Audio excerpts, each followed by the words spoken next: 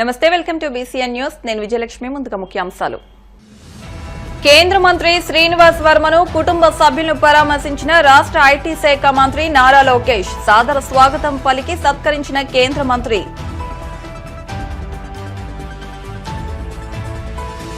PSC chairman Bhimavaram MLA Pulaparthi Ramanjaneyulu మర్యాదపూర్వకంగా కలిసిన పశ్చిమ గోదావరి జిల్లా నాయి బ్రాహ్మణ జేఏసీ నూతన కార్యవర్గం.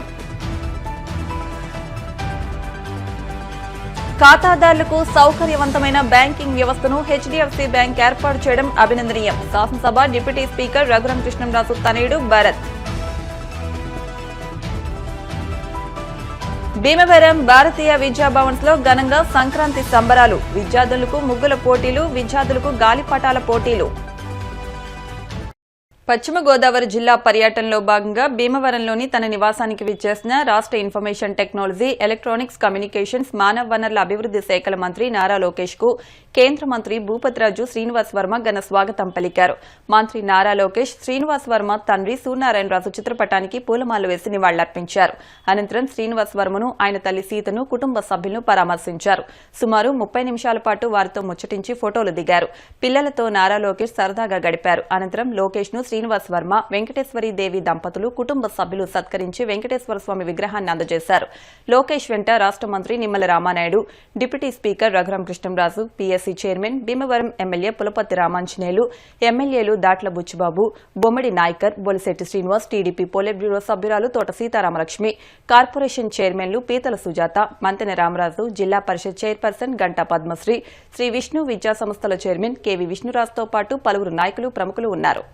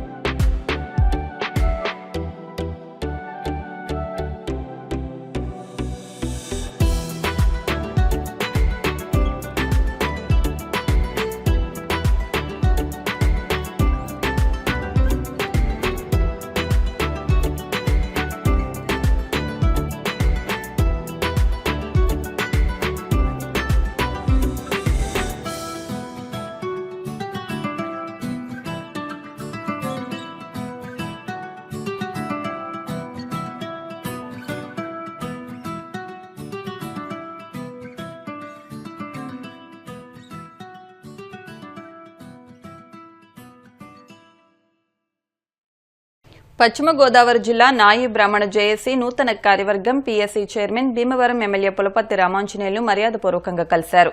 ఈ సందర్భంగా సంఘం ఆధ్వర్యంలో ఆయన సత్కరించారు. నాయి బ్రాహ్మణ జేఏసీ జిల్లా అధ్యక్షులు పట్నాల గణపతి, గౌరవాధ్యక్షులు పిప్పళ్ల ప్రసాద్, మల్లువలస సత్యనారాయణ, మల్లువలస రాము, మల్లువలస అప్పారావు, ఉపాధ్యక్షులు వడ్లాది కృష్ణ, కార్యనిర్వాహక అధ్యక్షులు పొన్నాడు సూర్యనారాయణ, కార్యదర్శి తుంపాల శ్రీను, ఆర్గనైజింగ్ సెక్రటరీ గండ్రెడ్డి ప్రభాకర్, కొండేటి పోసిబాబు, బయ్యవరపు బాలసుబ్రహ్మణ్యం, యువజన జేఏసీ అధ్యక్షులు కోడూరు రామకృష్ణ, గౌరవాధ్యక్షులు పి చంద్రశేఖర్, ఉపాధ్యక్షులు బి వెంకట్, తుంపాల చంద్రశేఖర్, పరాలు, ఎన్ మనోహర్ తదితరులు పాల్గొన్నారు.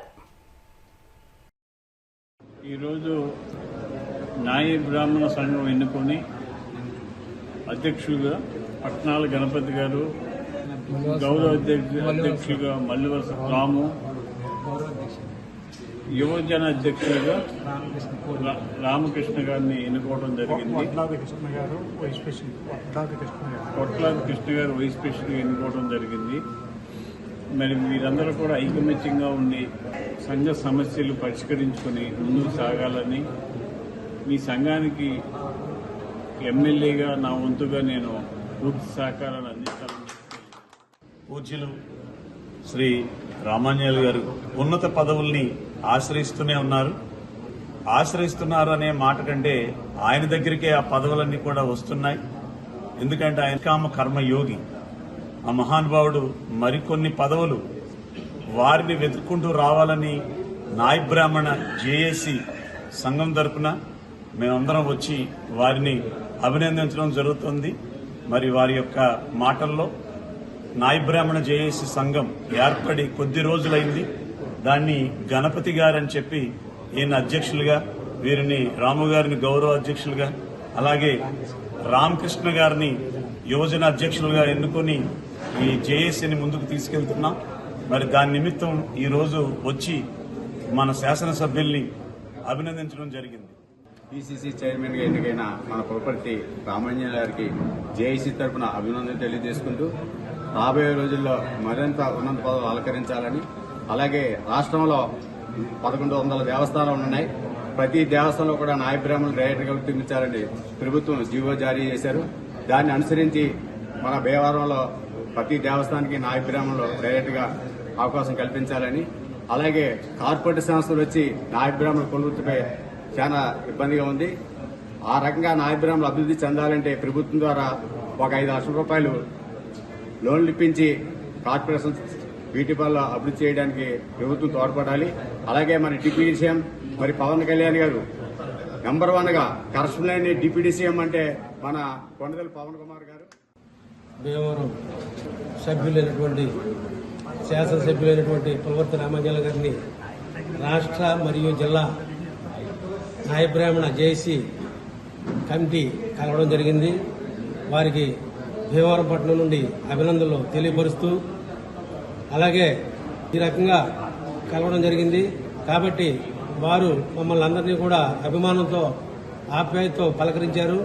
అలాగే రానున్న రోజుల్లో ఈ జేఏసీ కమిటీ తరఫున మేము కోరుకునేది ఒకటే, దేవస్థానంలో ఉండి, రాజకీయంగా ఉండి, కులపరంగా ఉండి, వృత్తిపరంగా ఉండి మమ్మల్ని కొంచెం గుర్తుపెట్టుకొని రేపు మార్చి తర్వాత 9 ఎమ్మెల్సీ ఎన్నికలు వస్తున్నాయి. మమ్మల్ని కూడా గుర్తించి ఒక ఎమ్మెల్సీ స్థానం శాసనసభలో ఎమ్మెల్యే గారిని కోరడం జరుగుతుంది, కల్పించాలని కోరడం జరుగుతుంది. జిల్లా జేఏసీ ఏర్పడిన తర్వాత భీమవరం శాసనసభ్యులు పులపర్తి రామాంజనేయులను కలవడం జరిగింది. అలాగే నాయ బ్రాహ్మణ సోదరులందరికీ మన ప్రభుత్వం జీవో ఇచ్చింది. ప్రతి గుడికి ట్రస్ట్ బోర్డు డైరెక్టర్గా నియమించమని జీవో ఇచ్చింది. ఆ జీవోని మా నాయ బ్రాహ్మణ సోదరులందరికీ ఇవ్వాలని మరీ కోరి ప్రార్థిస్తున్నాం. జేఈసీ ప్రమాణ స్వీకారం చేసి 3 రోజులు ఉందండి. ఈ 3 రోజుల్లో అయిపోయాక మన స్థానిక శాసనసభ్యులు పులపర్తి రామాంజనేయులు గారిని కలిసి మా సమస్యల గురించి వారికి వివరించి చేస్తే ఆయన స్పందించి మీకు ఏ విధమైన సమస్యలున్నా నేనున్నాను అని భరోసా ఇవ్వడంతో మాకు చాలా ఆనందంగా ఉంది. అలాగే రానున్న రోజుల్లో మాకు చట్టసభలో ఒక స్థానం కల్పించాలని ముఖ్యమంత్రుల్ని చంద్రబాబు నాయుడు గారిని, పవన్ కళ్యాణ్ గారిని, మంత్రివర్గ సహచరులందరినీ అతి తొందరలో రాజధాని వెళ్ళి వారందరినీ కలిసి కోరుకుంటాము. సమాజంలో బ్యాంకింగ్ వ్యవస్థ చాలా కీలకమైందని, ఖాతాదారులకు సౌకర్యవంతమైన బ్యాంకింగ్ వ్యవస్థను హెచ్డీఎఫ్సీ బ్యాంక్ ఏర్పాటు చేయడం అభినందనీయమని శాసనసభ డిప్యూటీ స్పీకర్ కనుమూరు రఘురాం కృష్ణంరాజు తనయుడు Bharat, HDFC circle head Mahesh Naidu అన్నారు. మంగళవారం ఆక్విడు ఎస్ టర్నింగ్ వద్ద హెచ్డీఎఫ్సీ బ్యాంక్ను నూతన భవనంలోకి మార్చి ప్రారంభించారు. పలు విభాగాలను మండల టీడీపీ అధ్యక్షులు Motupalli Ramavaraprasad, doctor Mahesh Varma, doctor Billal, doctor MVS Rajulu ప్రారంభించారు. ఈ కార్యక్రమంలో cluster head B Sriramamurthy, branch manager R Sriharikrishna, agri regional head P Srinivas Chakravarthy, మాజీ DCCB chairman Muthyala Ratnam, Bolla Venkatrao, Gontla Ganapathi, Pinnamaraju Muraliraju, RV Suryanarayanaraju, Kanumuru రామకృష్ణంరాజుతో పాటు బ్యాంకు సిబ్బంది పాల్గొన్నారు.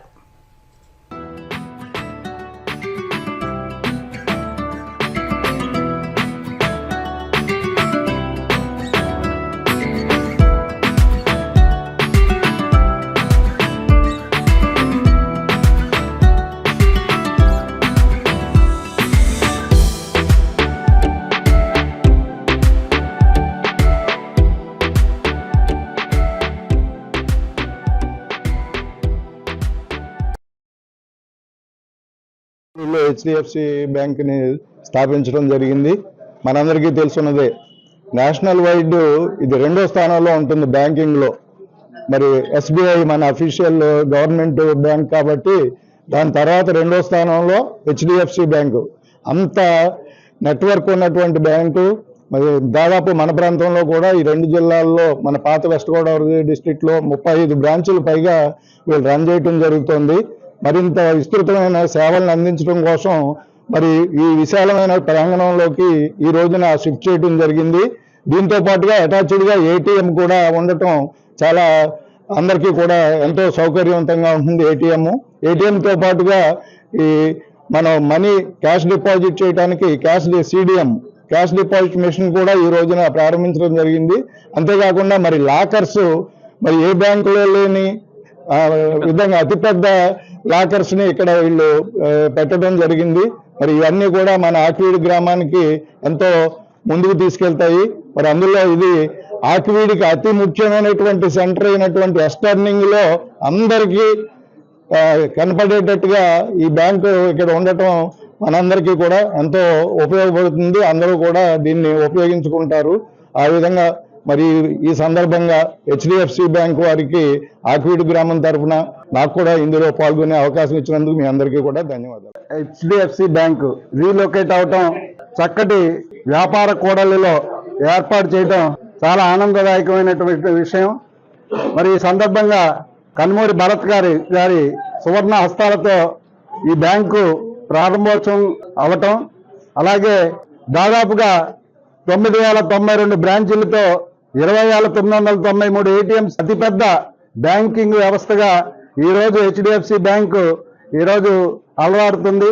అటువంటి బ్యాంకు ఈరోజు ఆకివీడు స్థాయిలోకి రావటం దాదాపుగా 8 సంవత్సరాలు 10 సంవత్సరాలు అయినప్పటికీ మరి ఎక్కడో లోపల ఉండేటువంటి పరిస్థితి నుంచి ఈరోజు మెయిన్ రోడ్డు మీదకి రావటం చాలా ఆనందదాయకమైనటువంటి విషయం. ముందుగా నూతన సంవత్సర శుభాకాంక్షలు అండి. ఇక్కడ విచ్చేసిన నాయకులకి, డాక్టర్లకి, అలాగే మా స్టాఫ్ సిబ్బందికి, రైతులకి, కస్టమర్లకి, శ్రేయోభిలాషులకి ఇవే మా శుభాకాంక్షలు అండి. ఇది ఫస్ట్ మన 10 years బ్యాక్ బ్రాంచ్ ఓపెన్ చేసినప్పుడు అప్పుడు ప్రెమిసెస్ మేము సరిగ్గా అంటే కుదరక ఆ రోజు ఓపెన్ చేయవలసి వచ్చి అక్కడ ఓపెన్ చేసుకున్నామండి. కస్టమర్లు అప్పటి నుంచి కూడా టర్నింగ్ తిరగడానికి వీటికి చాలా ఇబ్బంది పడేవారు. ఇన్కన్వీనియన్స్గా ఉండేదండి అక్కడ. దానివల్ల సరే ఇది చాలా మంది కస్టమర్లు కూడా ఎలాగైనా ప్రతి బ్రాంచ్ కూడా రోడ్డు మీద ఉంటుంది, మీరు మాత్రం మాకు బ్రాంచ్ ఎక్కడ కనిపించట్లేదండి అనేదే తీసుకొస్తున్నారు. ఇంకా మనకి ఇంకా 5 years ఉన్నా కానీ కస్టమర్ల గురించి మనం బయటికి తీసుకొచ్చామండి. దీన్ని తీసుకొచ్చి అప్పుడు ఏటీఎం కూడా 1 year బ్యాకే మనకి అది ఏదైతే మనం ఇక్కడ పక్కనే ఏటీఎం ఉండేదండి, ఆ ఏటీఎం బ్రాంచ్కి ప్రతి బ్యాంకులో కూడా బ్రాంచ్కి అటాచ్ అయి ఉంటుంది. ఆ అటాచ్ అయ్యింది ఇక్కడ లేదండి. దాని గురించి అది కూడా కస్టమర్లు చాలా సౌహృదయంతో మమ్మల్ని అందరినీ కూడా 1 year నుంచి ఏటీఎం లేకపోయినా కానీ ఎప్పుడు కూడా ఏ ఇబ్బంది కలగనవ్వలేదండి. ఇప్పుడు దాని గురించి ఏటీఎం కానీ, సిడిఎం మిషన్ కానీ, తర్వాత మనకి లాకర్స్ కూడా ఇప్పటి వరకు 10 years నుంచి కూడా లేవండి. ఆ లాకర్స్ కూడా అందుకనే బిగ్ సైజ్ కూడా తీసుకొచ్చామండి. అలాగే కస్టమర్లు ఎవరైనా కానీ ఒక బ్రాంచ్కి ఒక బ్యాంక్ వచ్చారంటే కనుక కొంచెం అయినా కానీ ప్రైవసీ కావాలని కోరుకుంటారు. ఆ ప్రైవసీ కోసం కూడా కస్టమర్లకి లాంజ్ యాక్సెస్ లాంటిది ఒకటి ఇచ్చామండి. అంటే ఎవరైనా పెద్ద కస్టమర్లు వచ్చినా కానీ దాంట్లోకి వెళ్ళి వాళ్ళకి ఏదైనా ఫ్రీగా ఉన్నా కానీ మన కస్టమర్ ఎవరైనా కానీ బ్యాంక్ సిబ్బందితో ఫ్రీగా మాట్లాడుకోవడానికి కూడా అవకాశం ఉంది సార్. అలాంటిది లాంజ్ యాక్సెస్ కూడా మనం ఎక్కడ లేదండి, ఏ బ్రాంచ్లోని మనం ఇక్కడ ఇచ్చాం సార్. అది ఇక మీదట కూడా హెచ్డిఎఫ్సి బ్యాంకు సేవలు మీరు అందరూ కూడా ఉపయోగించుకోవాలని మనస్ఫూర్తిగా కోరుకుంటున్నాను సార్. 2015లో ఆకివీడులో బ్రాంచ్ ఓపెన్ అయింది. సో మీ అందరికీ ఏటీఎం ప్లస్ లాకర్స్ మోర్ అంటే పార్కింగ్స్ ఇవన్నీ కూడా రావాలనే ఉద్దేశంతో బ్రాంచ్ ని రీలొకేట్ చేయడం జరిగింది. సో మీ అందరూ ఈ సేవలన్నీ ఉపయోగించుకుంటారని ఆశిస్తున్నాను. Thank you. కొత్తగా హెచ్డిఎఫ్సి బ్యాంక్ రీలొకేట్ చేసి మంచి ప్రెమిసెస్లో మంచి సెంటర్లో పెట్టడం జరిగింది. చాలా మంచి బ్యాంక్ అండి. నేను కూడా చాలా రోజుల నుంచి దీంట్లోనే బ్యాంకింగ్ చేస్తున్నాను. దాంతోపాటు క్యాష్ డిపాజిట్ మిషన్ కానివ్వండి, మంచి లాకర్స్ కానివ్వండి, మంచి సౌకర్యాలు ఆకివీడు ప్రజలకు అందిస్తున్నందుకు బ్యాంక్ వారికి ధన్యవాదాలు తెలియజేసుకుంటూ ఇక్కడ వచ్చిన పెద్దలందరికీ నమస్కారాలు తెలియజేసుకుంటూ సెలవు తీసుకుంటాం.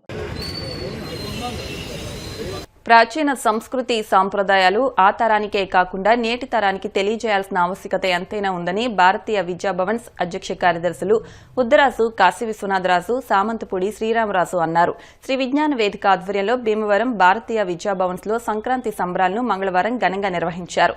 నిర్వాహకులు చెరుకువాడ రంగసాయి మాట్లాడుతూ భారతీయ విద్యాభవన్స్ లో 300 మంది విద్యార్థులకు రంగవల్లులు, గాలిపటాలు, రోప్ స్కిప్పింగ్ పోటీలు నిర్వహించామని, గెలుపొందిన వారికి బహుమతులు అందజేశామని అన్నారు. కార్యక్రమంలో Bhavans director M Raghupathiraju, lions senior నాయకులు కంతేటి వెంకటరాజు, ప్రిన్సిపల్ దేవి పద్మ, సంగీతం, నృత్య ఉపాధ్యాయులు పైడిరాజు, ప్రభావతి, ఎన్సీసీ ఆఫీసర్ శేఖర్, ఉపాధ్యాయులు, విద్యార్థులు పాల్గొన్నారు.